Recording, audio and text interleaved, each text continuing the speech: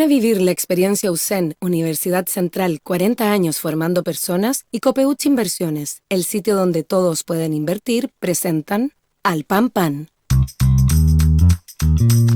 En el Mostrador Radio, debate y conversación para comenzar la mañana. Al Pan Pan, con Minda Schindler. Entrevistas políticas con los actores de hoy. El Mostrador, información con la independencia que nos caracteriza. ¿Cómo están ustedes? Muy buenos días. Queremos partir esta nueva jornada cuando son las 8 de la mañana, ya 8 en punto. Estamos partiendo nuestro programa Al Pan Pan con las noticias que marcan, por supuesto, la contingencia.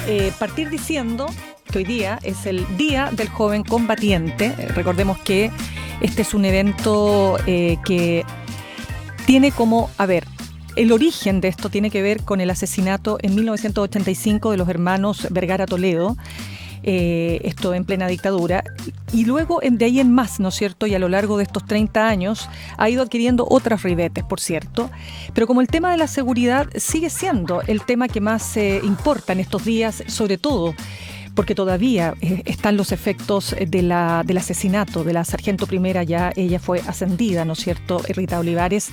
Seguimos hablando de seguridad y justo en esta semana donde el tema de la seguridad se ha tomado la agenda desde el Parlamento, desde el Poder Ejecutivo, desde el Poder Judicial, por cierto, se instala ahora este nuevo evento que, por supuesto, tiene a las policías y a las autoridades de cabeza viendo cómo van a enfrentar este día. Pero volviendo a los efectos que ha tenido el crimen de la carabinera Rita Olivares, siguen las repercusiones. Ayer la alcaldesa Evelyn Matei opinaba que los carabineros habían violado los derechos humanos después del estallido social, o durante el estallido social más bien, porque no tuvieron la forma de defenderse, lo que generó, por cierto, un montón de reacciones. Pero eso no es todo, porque desde el lado del oficialismo, el senador José Miguel Insulza dijo que el perro matapacos debe ser catalogado como incitación a la violencia.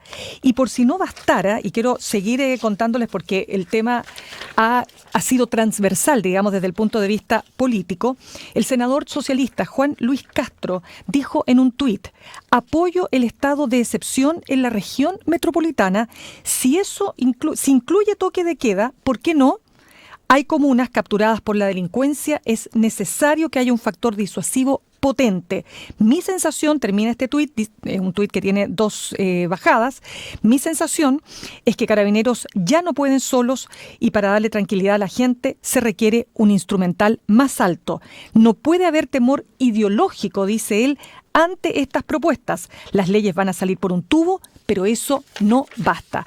Importante lo que estoy leyéndoles respecto de lo que dijo el senador socialista Juan Luis Castro, porque esto habla de que también al interior del oficialismo hay tensión respecto de qué, respecto fundamentalmente de una de las leyes que se está discutiendo en el Congreso, que es la ley Retamal, porque la ley Retamal plantea entre los puntos más polémicos y que son los que están generando división, ¿no es cierto?, en el Parlamento, lo que se ha llamado esta suerte de, lo voy a decir textual, legítima defensa privilegiada. ¿Qué quiere decir esto? Que se presuma que cuando un carabinero o un policía dispara, usa su arma para disparar frente a un posible ataque, eventual ataque, se presuma desde ex ante que el carabinero lo hace en legítima defensa, que esa sea la primera definición. Y luego, si es que efectivamente no fue así, por supuesto que el carabinero tendrá que enfrentar todos los elementos propios de la justicia. Pero ese punto genera mucha fricción, entre otros, por cierto, pero yo diría que ese es el más importante, porque hay quienes, ya no solo hablemos a nivel de parlamentarios, sino que estamos hablando a nivel de expertos, podría llevarnos a una situación como la del gatillo fácil. Y algunos recuerdan, ¿no es cierto?, y nos recuerdan que una situación parecida es la que ocurre en Estados Unidos, donde la policía, y tenemos casos bastante, digamos, elocuentes, ¿no?, como el asesinato de George Floyd a manos de un policía, precisamente por esta situación que puede generar una actuación desmedida.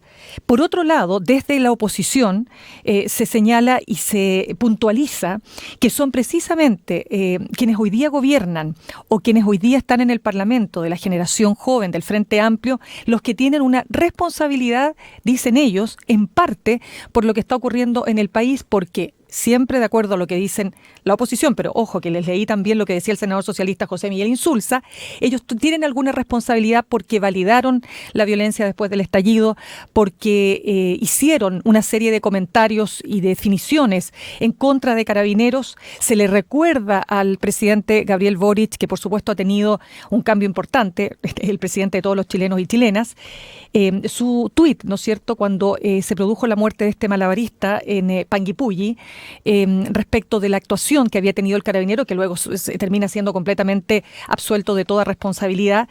Pero en definitiva, los ánimos están muy, muy caldeados. La situación para el gobierno, por cierto, no es fácil, porque la muerte de la carabinera ha sido, ¿no es cierto?, un aspecto tremendamente complejo.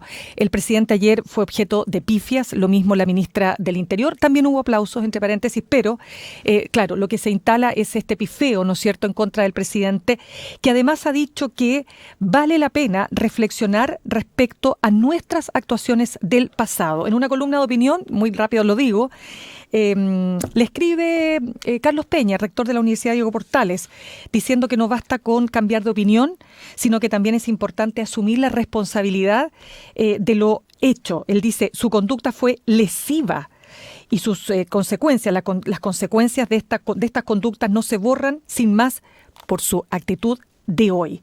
Temas que queremos conversar, por supuesto, y ya tenemos en línea a nuestra siguiente entrevistada.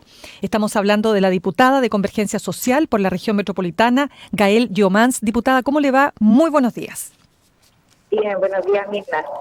A ver, diputada, vamos por ese punto que se ha planteado en estos días, y es que su generación política fundamentalmente, tiene una responsabilidad en lo que está ocurriendo hoy día.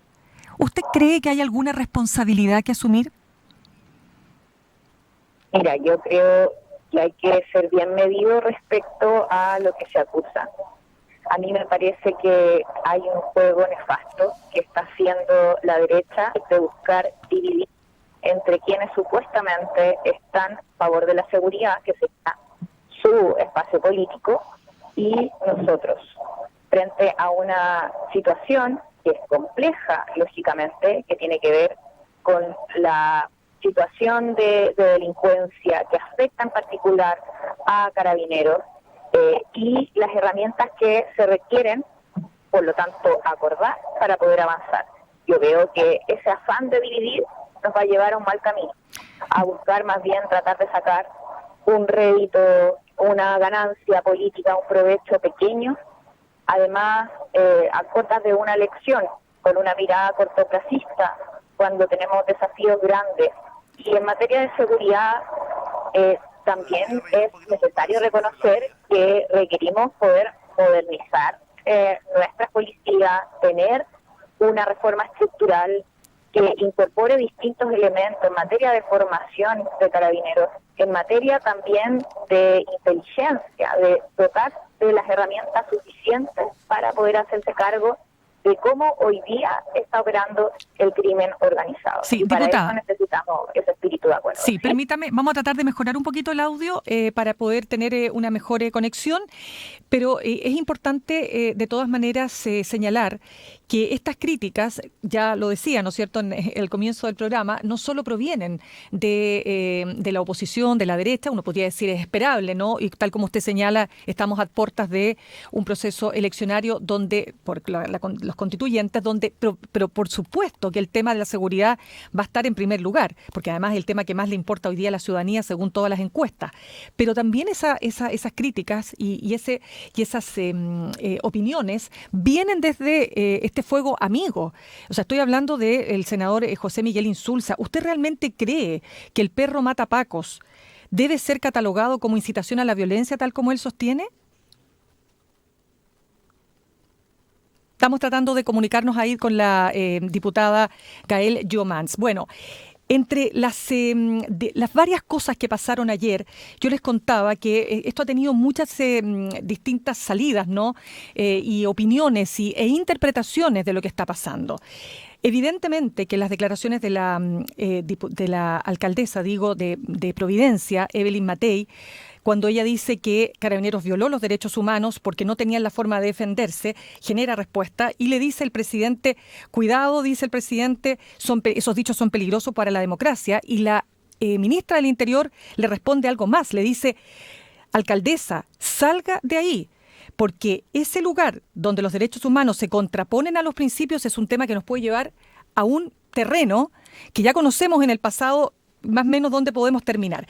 Vuelvo con la diputada Gael Llomans. Diputada, yo quiero seguir avanzando, por cierto, pero se nos cortó la llamada con la diputada Gael Llomans. Vamos a seguir profundizando ahí. Entonces, lo que les decía, el tema de las leyes que se están discutiendo en el Congreso, que tiene que ver además con esta fusión de la ley Naim con la ley Retamal, ambos carabineros que en distintas situaciones fueron asesinados, ¿no es cierto?, en actos delictuales, tiene el punto de quiebre, de complejidad, este tema de fundamentalmente dotar a la policía de una presunción de inocencia, un ex ante, ¿no?, respecto de la utilización de sus armas de servicio. ¿Por qué?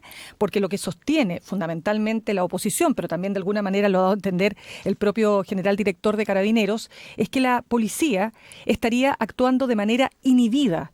La policía no se atreve a desenfundar su arma porque cada vez que lo hace, lo primero que ocurre es que les caen las penas del infierno y tiene que empezar a probar bajo una serie de aspectos, ¿no es cierto?, que en realidad su vida estaba en peligro. Entonces lo que se quiere, de alguna manera, y eso es algo que por supuesto hay que conversarlo con los expertos, los penalistas, en fin, qué grado de eficacia tiene, es que ellos tengan la posibilidad de poder responder y tener de alguna manera el respaldo, un cierto respaldo ex ante. Yo sé que esto que estoy diciendo hay que traducirlo en términos jurídicos, pero un cierto respaldo ex ante, una cierta presunción de inocencia, que es lo que quiero señalar. Ahora sí, estamos con la diputada Gael Llomans. Diputada, ¿me escucha? Sí, lo he escuchado súper bien. Entonces, diputada, yo quiero seguir avanzando con los temas. Solo para cerrar el punto, y no quiero ser majadera, pero me interesa mucho preguntarle, porque cuando el senador José Miguel Insulza dice que el perro Matamaco debe ser catalogado como incitación a la violencia y que se equivocaron en sus dichos hacia las policías cuando fueron oposición. ¿Qué opina usted de esa declaración? Es que a mí me parece que hay que ser proporcionados en la crítica. Uno puede tener siempre apertura a tener una evaluación autocrítica de cosas que se podrían haber dicho de otra forma, de gestos, pero sin embargo la necesidad de una reforma estructural sigue estando vigente. Violación a derechos humanos ocurrieron en el contexto del estallido social. Y me parece que además, tal como hemos visto el último tiempo, conjugado con dichos de la alcaldesa Matei y también de otras figuras políticas, de relativizar la violación a derechos humanos, buscar justificarla, demuestran que me parece que ese tipo de comentarios están llegando mucho más allá de simplemente hacer una crítica de gesto. Ya, o sea, los quieren hacer a ustedes responsables de todos los males que están ocurriendo hoy día con la delincuencia, eso es lo que usted quiere decir. Solo entendiendo ese punto, eso es lo que entiendo de sus palabras, pero entendiendo además, hay otro fondo en esta conversación que tiene que ver con que, claro, otra cosa es ser gobierno, y el gobierno y quienes gobiernan hoy día han tenido también que retroceder en muchos de sus comentarios porque, claro, tienen que hacerse cargo de un problema mayor, que no puede ser, que hoy día, o sea, para el gobierno hoy día este es el tema más importante, este es un fierro caliente. Entonces, por eso le digo, se los responsabiliza hoy día de lo que hicieron en el pasado. ¿Hasta cuándo ese pasado los persigue? Y por eso le preguntaba al comienzo, si es que hay alguna autocrítica, diputada, para seguir avanzando con los otros temas. Sí, o sea, siempre hay apertura nuestra a hacer esa evaluación respecto a los gestos, pero hay cosas que creo que se está yendo un poco más allá respecto a la proporción de la crítica. O sea, ¿se pasó varios pueblos el senador José Miguel Insulza, dice usted? Y yo diría más allá de él incluso. O sea, me refiero a esos comentarios, al comentario de la alcaldesa Matei. Y de Juan Luis Castro, y del senador Juan Luis Castro, que dice que estaría dispuesto a aceptar un toque de queda, un estado de excepción en la región metropolitana. Es que, bueno, por eso digo, yo creo que hay que buscar las herramientas que sean más eficaces para responder y no tratar de dar, ¿cierto?, con respuestas y soluciones que pueden sonar muy bien hacia la ciudadanía, pero que sin embargo no van a tener la efectividad de las medidas de seguridad que se requieren. Vamos con eso, diputada, porque ahí vamos, entremos primero en el tema legislativo, que es lo que a usted le compete. A ver, primero que nada, ¿cuál es el tema respecto de las dos leyes que se están discutiendo, entre varias otras, por cierto? Ley Naim, ley Retamal. ¿Está Apruebo Dignidad cohesionada para poder votar a favor, o cuáles son los puntos que están ahí en discusión y si hay acaso diferencias, por cierto, con el socialismo democrático? Mira, ahora vamos, de hecho a las 9 de la mañana vamos a terminar de ver y revisar conjuntamente cuáles van a ser las votaciones en particular, porque cambia un poco el escenario, dado que al final se incluyó el contenido de la ley Retamal en ley Naim. Por lo tanto, vamos a pasar a la discusión en particular inmediatamente y no a la votación en general, que era lo que en principio se había previsto para la ley Retamal. Así que vamos a ver en particular cuáles son las diferencias, pero por ahora, también a propósito de la discusión que se dio en la Comisión de Seguridad, nosotros nos parece, y siempre vamos a estar de acuerdo con lograr generar los mecanismos adecuados que garanticen una buena acción de carabineros. Proteger, ¿cierto?, para que ellos puedan actuar bien en el sentido de hacerse cargo de sus labores de orden y seguridad, pero siempre garantizando Estado de Derecho. Y eso creemos que debe ser garantizado por este proyecto de ley. Sí, diputada. No es por vía, ¿sí? Sí, perdón, es que ahí quiero entrar en un punto, porque si es este tema, usted dice se va a analizar en particular, entonces está la discusión, por cierto, de esto lo que se llama la nueva hipótesis de legítima defensa privilegiada, ¿no es cierto? Lo que pasa es que se ha señalado que al interior de Apruebo Dignidad, donde efectivamente hay muchas aprensiones con respecto a este punto, dicen que esto podría mejorarse en el Senado, ¿no es cierto? O sea, que la ley no es perfecta, pero es mejor aprobarla en la Cámara para que luego sea perfeccionada en el Senado. Estoy hablando de la ley Naim Retamal o la ley Retamal. ¿Usted lo ve posible? Claro. ¿Ve que eso puede ser así? Creo que depende del gobierno. ¿En qué sentido? El gobierno ingrese indicaciones, porque el proyecto tal cual salió de la Comisión de Seguridad tiene muchas deficiencias, no garantiza el funcionamiento del Estado de Derecho, y también viendo opiniones de académicos en esta materia, en Derecho Penal, por ejemplo Francisco Cox, que alertaba de lo que sucede, ¿cierto?, en Estados Unidos, en donde entregar esta libertad, ¿cierto?, para utilizar herramientas y armas de fuego a las policías termina generando el efecto contrario. Pero ¿cuál podría ser entonces la alternativa? Porque lo que dicen, yo quiero también preguntarle a usted, ¿cómo entonces, entendiendo que este es un fenómeno que no se resuelve solo con las leyes, eso es un reduccionismo, y sabemos que la experiencia comparada, ya vamos a estar conversando con Francisco Cox, dicho sea de paso, pero sabemos que la experiencia comparada nos indica que no por más leyes vamos a tener menor criminalidad. Sin embargo, hoy día el gobierno está atado de manos y el gobierno tiene que actuar, porque lo que está pidiendo la ciudadanía incluso son hasta expresiones simbólicas, ¿no? Pero yo le pregunto, teniendo en cuenta que esa es su tarea como diputada, el tema de las leyes, ¿qué cree usted que va a terminar pasando en el Congreso con estas 12 o con estas varias iniciativas, pero sobre todo esta que es la que genera más conflicto? Bueno, esta iniciativa, por lo que veo, además, las mayorías que están en la Cámara de Diputados, va a pasar al Senado, y por lo tanto creo que depende en gran medida de la iniciativa del gobierno, del Ministerio del Interior, presentar indicaciones que adecúen el texto y que realmente se haga cargo de las deficiencias que se tienen, y no de simplemente seguir generando una sensación de que vamos avanzando, pero que en definitiva eso no es así, sino que al contrario retrocedemos en materia de Estado de Derecho. Yo creo que en eso hay acto de responsabilidad conjunta, colectiva, lógicamente. Los parlamentarios y parlamentarias también tienen que hacerse cargo de ellos, y en el Senado va a tener que recogerse esas miradas, porque en este trámite, de hecho, el Ejecutivo no puede presentar una indicación nueva de los contenidos de la ley. Solamente puede renovar indicaciones ya presentadas en la Comisión de Seguridad. Y las que presentó en esa oportunidad decían relación más bien con el proyecto de ley Naim, no con Retamal, porque como que se hizo esa jugada por parte de la derecha, finalmente no va a ser en este trámite en donde se dé la discusión profunda respecto a este tema. Va a quedar en el Senado sí o sí. De todas maneras, diputada Gael Llomans, diputada de Convergencia Social por la región metropolitana. Diputada, para cerrar este tema, y quiero pasar a otros, cuando el presidente dice que vale la pena reflexionar respecto a nuestras actuaciones en el pasado, ¿qué reflexión hace usted? Porque vuelvo a lo mismo, yo creo que también se espera de su sector una autocrítica, y por eso le pregunto, ¿qué autocrítica, o sea, dónde cree usted que se equivocaron a la luz de los acontecimientos de hoy día? Yo creo que hay que ser cuidadosos con el clima que uno genera, ¿cierto? Los gestos políticos en eso también son relevantes. A propósito de que, por una parte, la institución, en este caso de las policías, tienen que actuar con legitimidad.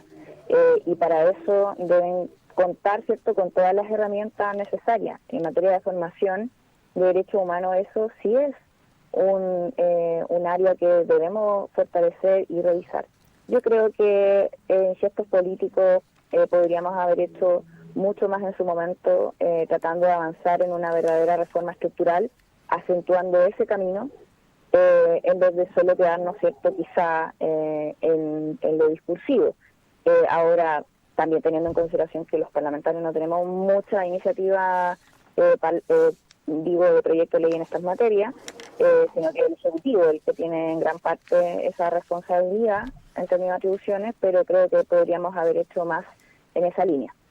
Vamos a otro tema, diputada Gael Llomans. Hay un estudio que es estudio de País, ¿no es cierto?, que señala que el gobierno del presidente Gabriel Boric ha completado solo el 5% de su programa en el primer año, y muchos están diciendo, y mucho ya se está discutiendo, respecto de qué va a pasar con todas las promesas que se hicieron. Bueno, la reforma tributaria, por de pronto ya sabemos en qué situación está, la promesa de poner fin a las AFP, el tema de generar un sistema universal de salud, en que las ISAPRES solo tendrían, ¿no es cierto?, este rol de aseguradoras, etcétera, esta reforma a Carabineros que se planteó en un minuto como una refundación, pero que obviamente eso fue cambiando, etcétera. La condonación del CAE, que le están sacando a colación ahí al presidente de que no estaría cumpliendo su promesa.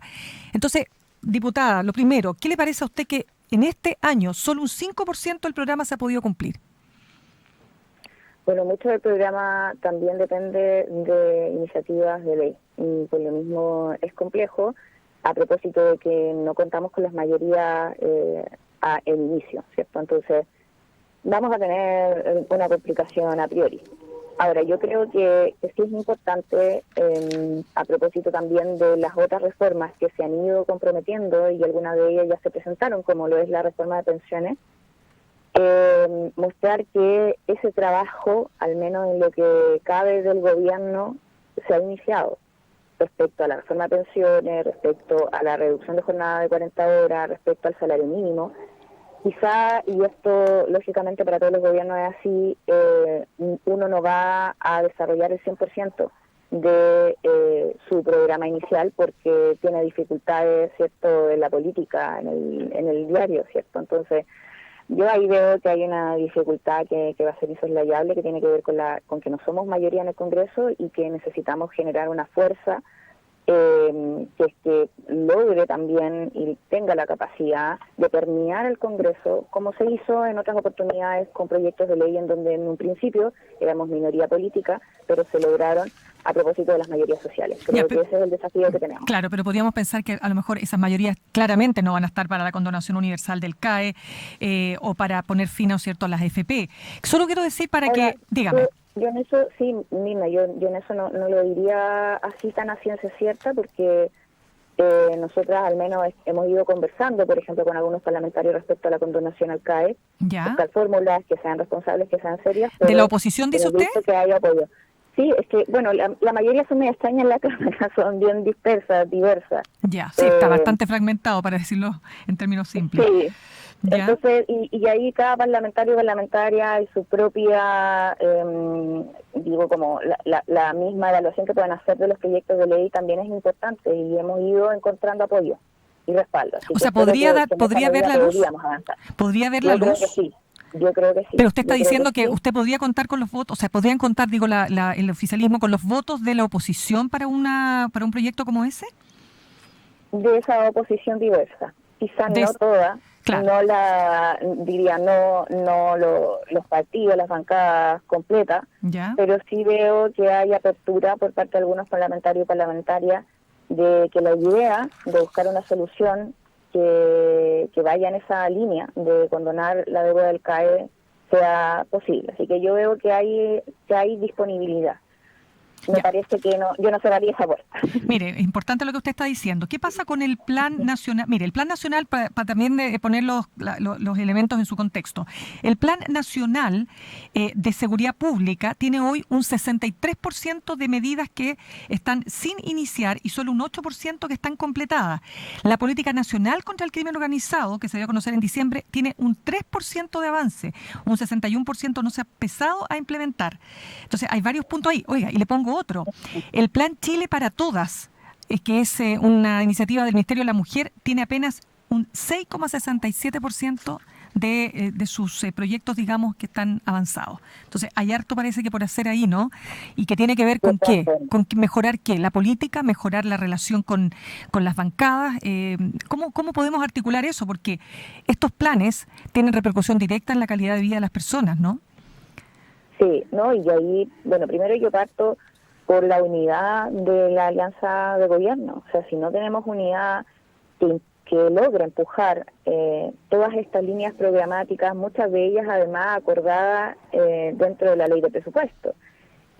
Si no tenemos esa fuerza y contar con ese piso mínimo, es muy difícil ir a pedirle al resto, ¿cierto?, que nos apoye. ¿Y está esa fuerza? Es algo que nos plantean continuamente desde la oposición. Yo creo que el gobierno ha hecho muchos gestos para que esa unidad se construya. Esperaría que también los partidos políticos, y los parlamentarios, reconozcan esos gestos por el bienestar del país, porque eso es lo que debería a nosotros impulsarnos, y no tratar, ¿cierto?, de siempre imponer el punto de cada uno, que es muy legítimo, un punto de vista, pero que lo colectivo es lo que debería pesar en esta oportunidad.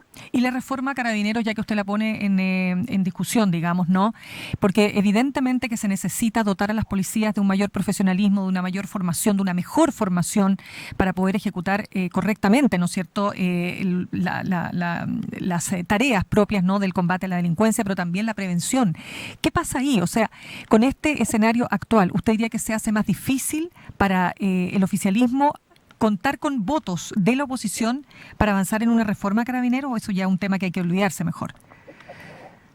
Yo creo que no deberíamos olvidarlo. A mí me parece que, incluso pensando en el bienestar de la institución, la necesidad que ellos tienen también para poder trabajar, para poder contar con mayor incluso dotación, formación. Mira, hay tantas cosas que uno, conversando también con los vecinos y vecinas de los distritos, te van comentando de los cambios que se hacen en las mismas comisarías de Carabineros, de la falta de estabilidad, de que tampoco cuentan con la dotación suficiente en las comisarías, y a la hora de llamar no pueden salir Carabineros tampoco. Entonces, y ese es el diario vivir que tienen muchas dirigencias vecinales a las quienes acuden también los vecinos y vecinas para los problemas de seguridad. Por lo mismo, yo creo que no hay que desatender la importancia de una reforma estructural que sea para fortalecer a Carabineros.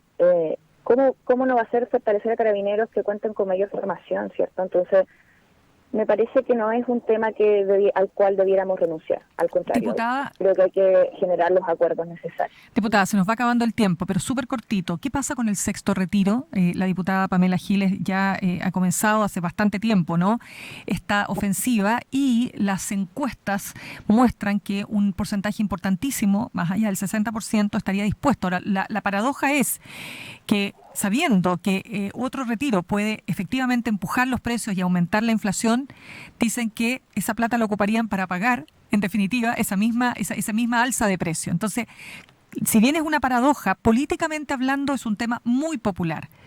¿Qué opina usted y qué van a hacer ustedes como Prodignidad?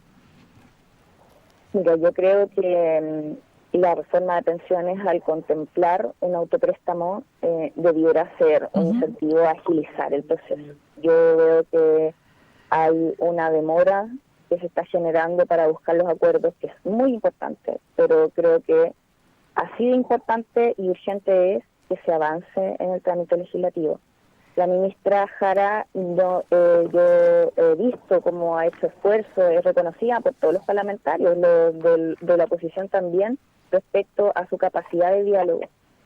Y en eso creo que también hay que fortalecer esa línea. Sé que hoy día el tema de la seguridad ha rayado la cancha respecto a las prioridades legislativas, pero esta no puede dar un paso al lado, esperar que los acuerdos surjan. Pero me parece que hay que hacer más esfuerzo. Reitéreme cuál es el punto específicamente ahí respecto para poder hacer un contraste, porque en el fondo, si el gobierno necesita neutralizar el avance del proyecto del sector retiro, tiene que ofrecer algo a cambio. ¿A qué se refiere usted específicamente? Dentro de la reforma de pensiones hay una propuesta de autopréstamo que permite sacar dinero de los fondos de pensiones con un tope y a la vez reponerlo con el aumento de cotizaciones adicionales. Pero eso fue rechazado. Ese mecanismo, no, pero eso está dentro, este mecanismo al que me refiero está dentro de la reforma de pensiones propuesta por el gobierno.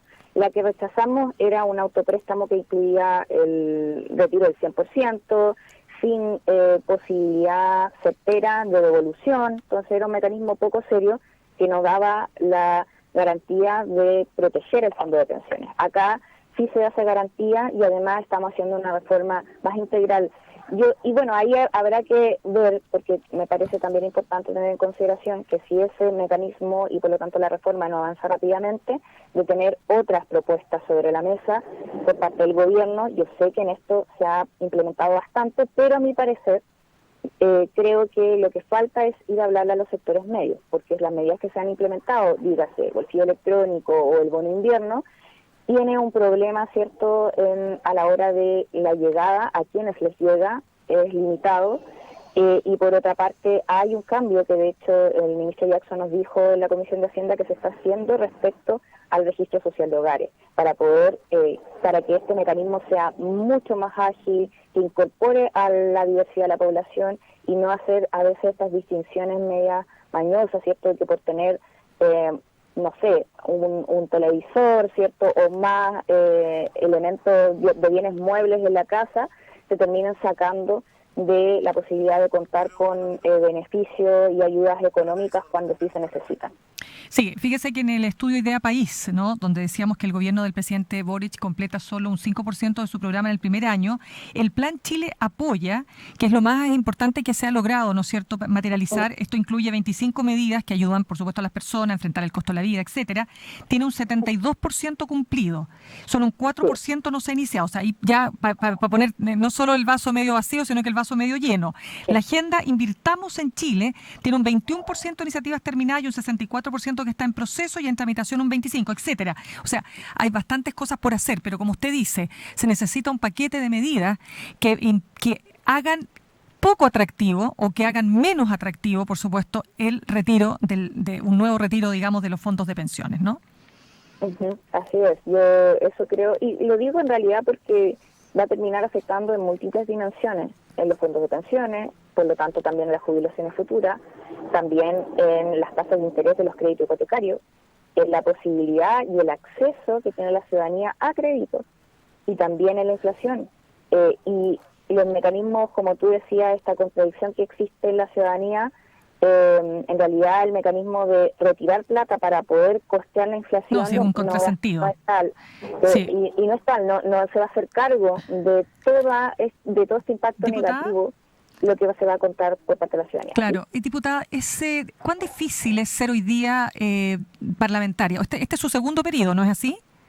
Sí. Claro, le pregunto, le pregunto derechamente, ¿ha habido un deterioro en el Congreso? Porque lo que uno observa, no solo esta fragmentación difícil, ¿no? Porque cuando se fragmenta mucho la política es más difícil llegar a acuerdos, y la verdad es que ninguna democracia se construye si es que no es con grandes acuerdos, ¿verdad? Particularmente para reformas tan importantes como las que estamos señalando, entre ellas la reforma a las pensiones. ¿Cuán difícil es combatir los populismos al interior del Parlamento? O sea, insisto, esta es una medida súper popular. Va a ser muy difícil poder, digamos, poner una alternativa, si usted quiere. Y con esto terminamos. Bueno, sí, ha sido bien complejo, pero más que nada yo veo muchos factores. Por una parte, el peso de los partidos políticos, que se ha visto muy disminuido. También tiene que ver con la crisis de legitimidad de las instituciones, también de los partidos, por cierto, la visión que tiene la ciudadanía, la lejanía que tiene respecto a instituciones como el Congreso.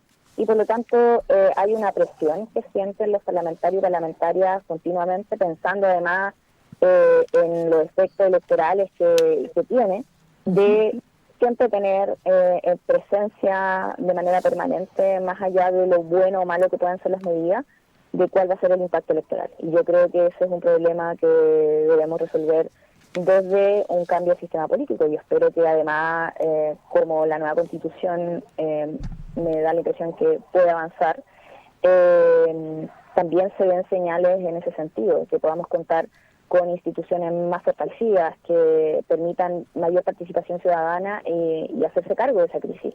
Perfecto. Creo que es el camino. Ya pues, Gael Yomanza, diputada de Convergencia Social por la región metropolitana, gracias por estar con nosotros esta mañana. Gracias, que estés bien. Gracias.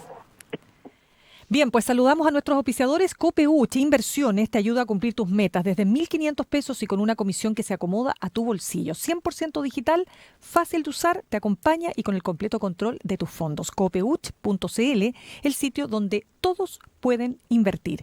Y Universidad Central, 40 años formando personas.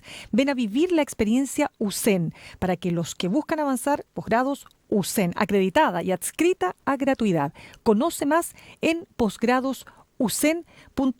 Quiero pasar un solo dato antes de irnos con el siguiente entrevistado, que me parece extremadamente delicado, y es que el sistema red arrojó una evasión que logra el segundo resultado más alto de su historia. Estamos hablando de un 44% en la última mitad de 2022. 44% es la evasión de red. Y lo importante de esto no es solo constatar la evasión, sino que el sistema puede no ser capaz de seguir funcionando de la manera que lo está haciendo y por lo tanto, y esto es lo más importante para todos aquellos que ocupan el sistema red aquí en la región metropolitana, la tarifa no va a poder seguir manteniéndose sin ningún tipo de reajuste. Y eso es algo que hay que discutir. Por supuesto que lo vamos a comentar más adelante, pero quiero ahora sí pasar a nuestro siguiente entrevistado. ¿Es así o no? Tenemos que esperar un poquito. Bueno, vuelvo al tema de la evasión.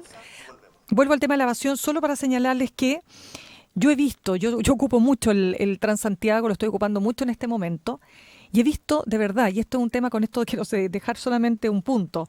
He visto gente que tiene zapatillas que pueden costar 150.000 pesos, 100.000 pesos y que no pagan el Transantiago. Entonces, a ver, no creo que todos los que evaden no tengan un peso, no tengan cómo sobrevivir. A mí me parece que hay un tema muy, muy delicado ahí. Hay una ética o una falta de ética que se ha instalado y que estaría explicando desde mi punto de vista esta altísima e inaceptable evasión. Vamos a ir un corte y ya volvemos. Vamos a estar conversando además con Francisco Cox, el avance del crimen organizado, un experto en estas materias que tiene además la visión comparada con el resto de América Latina. Ya volvemos. En instantes, una nueva entrevista en Al Pan Pan con Mirna Schindler por El Mostrador Radio.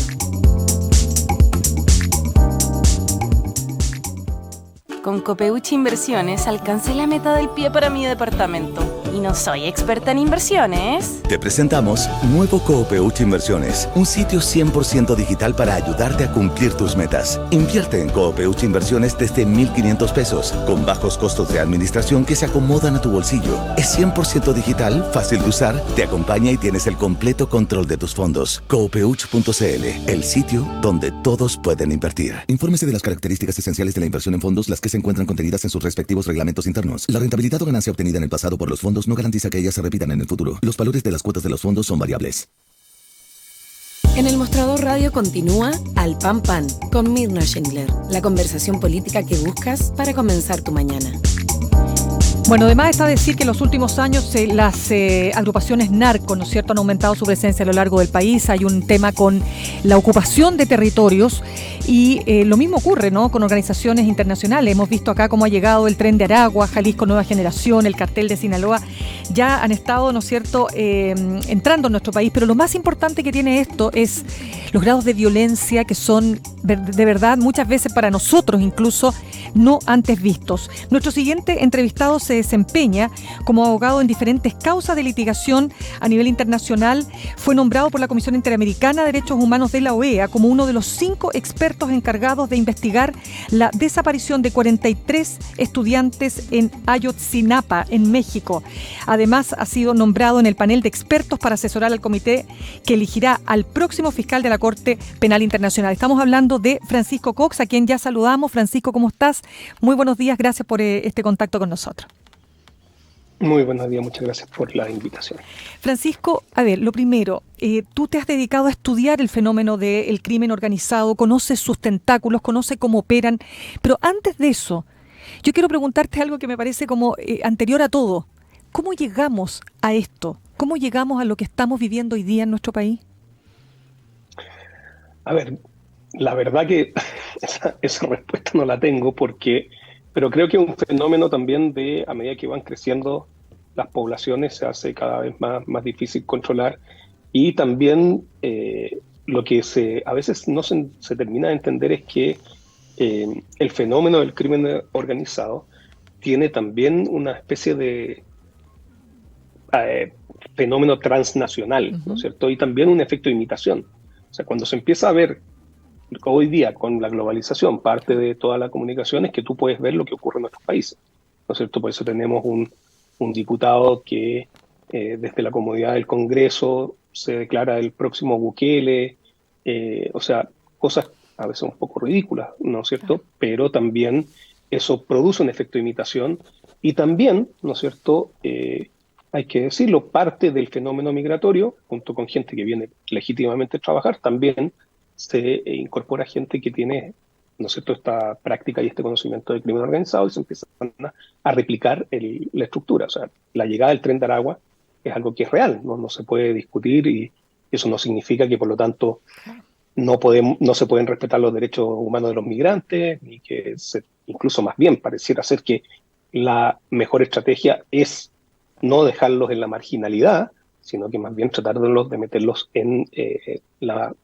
en la formalidad de la economía de Chile. Claro, pero tú has dicho en varias oportunidades que acá uno de los temas más importantes tiene que ver con que el Estado debe recuperar el territorio, es decir, un territorio que fue siendo descuidado, abandonado y que fue siendo ocupado por las agrupaciones narcos. O sea, esto ya es un fenómeno que ya está instalado.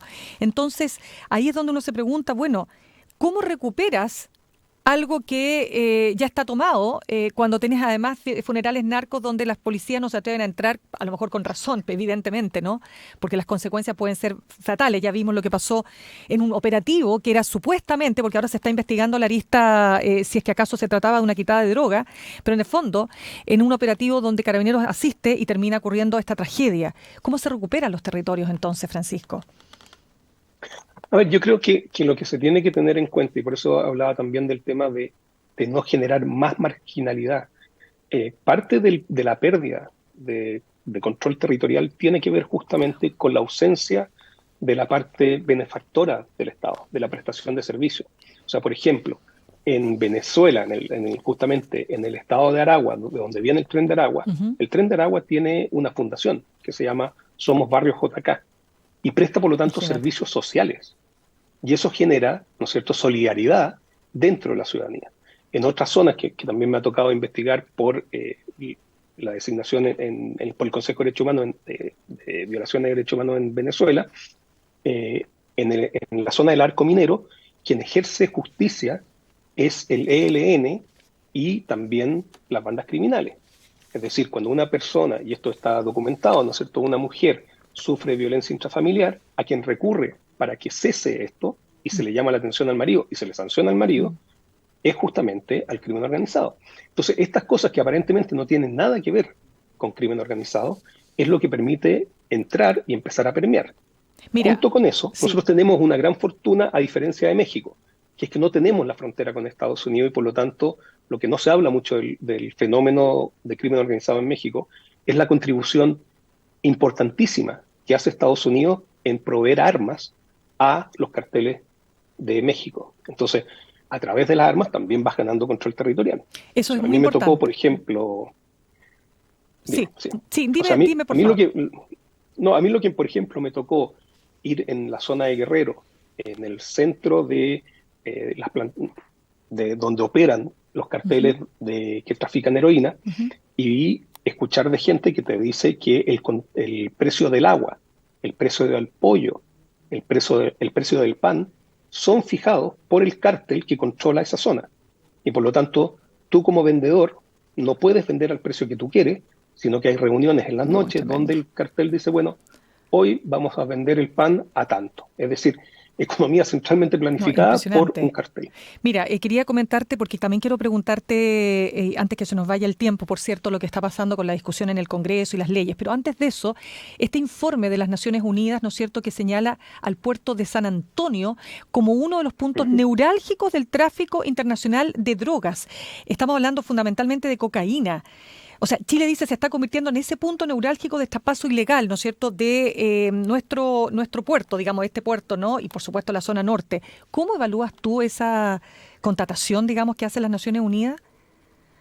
A ver, yo creo que es preocupante sin duda, pero también por eso decía que hay que entender que el crimen organizado es una suerte de empresa y por lo tanto se comporta relativamente racionalmente. Entonces, obviamente que un cargamento que viene de San Antonio está sometido a menor escrutinio en Europa que uno que viene de Sinaloa. Mira, qué interesante. Pero ¿cómo puede pasar eso? Porque, Francisco, perdona, tú decías en una entrevista que lo que más te llamaba la atención es que no hubiera funcionarios públicos procesados, porque tú dices esto es imposible si es que no están coimeados, ¿no es cierto?, los funcionarios públicos. A ver, explícanos un poco más eso.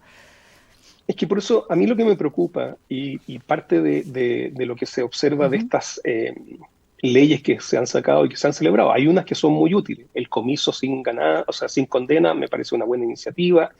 Entregarle ciertas herramientas a la policía también me parece una buena iniciativa. Pero si esto no es un problema de leyes, es un problema de dirección de las investigaciones. Y la dirección de la investigación se tiene que enfocar justamente en las estructuras. Yo lo que siempre digo, y aparezco disco rayado, pero llama la atención que en Chile, cuando se incauta drogas, se incautan armas, no se nos dice nada de quién es esa droga y de quién son esas armas. ¿Qué es lo que nos permitiría esto? Nos permitiría saber cuál es la estructura de este determinado banda o agrupación y quiénes la integran. Al momento en que tú pones el foco sobre la estructura, vas a saber quiénes la integran, su modus operandi, su área de influencia y probablemente qué autoridades está cooptando o no. Entonces, el foco tiene que ser en la estructura, no en los objetos, como justamente muchas veces la policía como que aparece diciendo, ¿no es cierto?, mire, este es un éxito, hemos logrado incautar toda esta droga. Bueno, pero ¿de quién era? Y eso te implica, claro, y eso implica, me imagino, Francisco, por supuesto, una policía mejor dotada para hacer una investigación mucho más fina y más, digamos, que tenga una inteligencia más desarrollada, más sofisticada. Quiero preguntarte, Francisco, porque no quiero que se nos vaya el tiempo sin saber tu opinión respecto de lo que está pasando en el Congreso con estas leyes que pretenden generar, ¿no es cierto?, la tranquilidad a la ciudadanía, ¿no?, de que se va a actuar de manera firme contra la delincuencia. ¿Tú crees que estas leyes van a poder cumplir, en definitiva, o más bien aquellos que las promueven, se va a poder cumplir esa promesa de esa paz, de esa necesidad de controlar mejor y más eficazmente la delincuencia? A mí me parece que las dos leyes que se están discutiendo ahora y que por las cuales se suspendió la semana distrital y pasamos a esta legislatura matinal es absolutamente inefectivo. No tiene nada que ver con el fenómeno ni con el problema. Y se ha creado una falsa problemática. O sea, ¿cuántos carabineros y policías del EPDI están presos o condenados por haber usado sus armas de fuego en procedimientos policiales? Dejemos de lado el estallido social, porque en el estallido social está documentado que hubo violaciones graves a los derechos humanos. Eso no se puede discutir a nivel nacional y mucho menos por funcionarios públicos que dicen promover los derechos humanos. Pero no tenemos ningún dato de policías que no se atreven a usar las armas.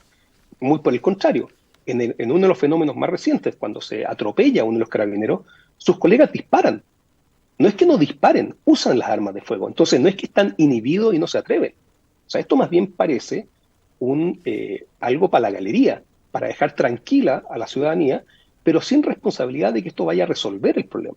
El problema que estamos viviendo no se resuelve con más legislación, se resuelve con una policía bien dirigida, bien capacitada y bien dotada de recursos. Eso sin duda. Y eso, por lo que yo he escuchado, se les ha dado. Cada vez que Carabineros reclama por mayor dotación, por mayores recursos, se les da. Y lo que no podemos hacer, es crear una superpolicía sin control. Porque lo que ocurre con eso es lo que ocurrió en México con el señor García Luna, que tuvo que ser condenado en Brooklyn, porque en México no lo condenaron, por justamente estar cooptado por el cartel de Sinaloa y los Beltrán Leiva, dos carteles potentísimos de México, porque cuando tú creas policías sin control, se producen fenómenos de corrupción. Pero eso es lo que tú y crees. No digamos que la policía, no digamos que el Carabinero de Chile ha sido absolutamente inmune a la corrupción. Ya, y tú lo que tenemos los escándalos. Claramente, lo que tú estás diciendo es que estas leyes podrían llevar, ¿no es cierto?, a una suerte de cheque en blanco a la policía que no tenga contrapeso. Exacto. ¿Cómo podría eso ser mejorado? O sea, porque claramente hay un riesgo, ¿no?, en que se contrapongan las mismas libertades individuales también, porque hay varios aspectos de estas leyes que se están discutiendo en el Congreso que podrían poner en cuestionamiento aquello. Y tú mencionaste a Bukele, pero hoy día pareciera ser que hay un sector, no solo estoy hablando de la política, sino que hay un sector del país que, mira, yo lo he escuchado, te lo digo, de verdad como que ven con optimismo, y lo dicen algunas encuestas entre paréntesis, que ciertos aspectos autoritarios o estarían más bien dispuestos a perder ciertas libertades si es que acaso hay un mayor control de este tipo de delincuencia, ¿no? ¿Cómo ves esa discusión? Mira, toda esa gente, y probablemente uno también, cree que esto es muy efectivo hasta que le desaparecen un hijo, hasta que le detienen arbitrariamente un hijo que no tiene nada que ver con un cartel, pero cuando tú haces investigación de pesca de arrastre en lugar de focalizada, lo que ocurre es eso.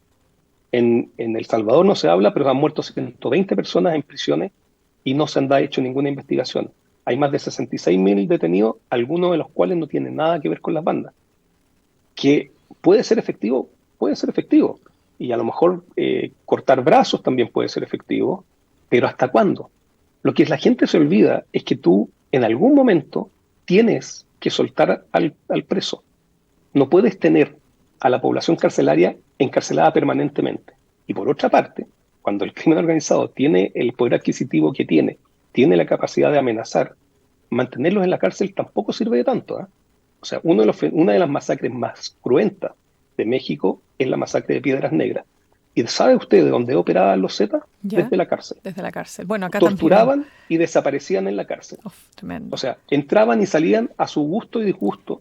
Entraban cuando querían, salían, hacían fiestas, y por lo tanto la cárcel era su centro de operaciones. Imagínate. Entonces, pretender que solo encarcelar va a resolver este problema, el problema es mucho más complejo. Ya, entonces, insisto, sí. Dirección, eso es lo que se necesita. Entonces, se necesita una policía bien orientada. Claro, pero por eso te pregunto, respecto de lo que está pasando hoy en el Congreso, ¿tú eres pesimista? Es decir, el peso de los acontecimientos va a ser, y te lo digo porque incluso uno lee, lo señalaba al comienzo, tweets como el del senador Juan Luis Castro, un senador socialista que dice que está dispuesto a que se haga un toque de queda aquí en la capital con estado de excepción porque la delincuencia está absolutamente desbordada y desatada.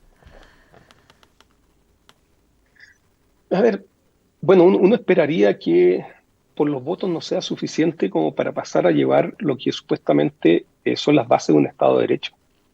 Un estado de excepción permanente no es sostenible, o deja de ser un estado de excepción y pasa a ser un estado, justamente, la regla general, y estado permanente, no un estado de excepción, que justamente es ocasional, o sea, justamente como su palabra lo dice, pero excepcional.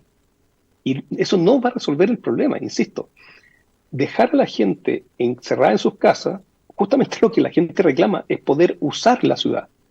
No que uno esté encarcelado en su casa porque, ¿no es cierto?, el Estado no se puede hacer cargo del fenómeno delictual. Y el Estado sí se puede hacer cargo del fenómeno delictual.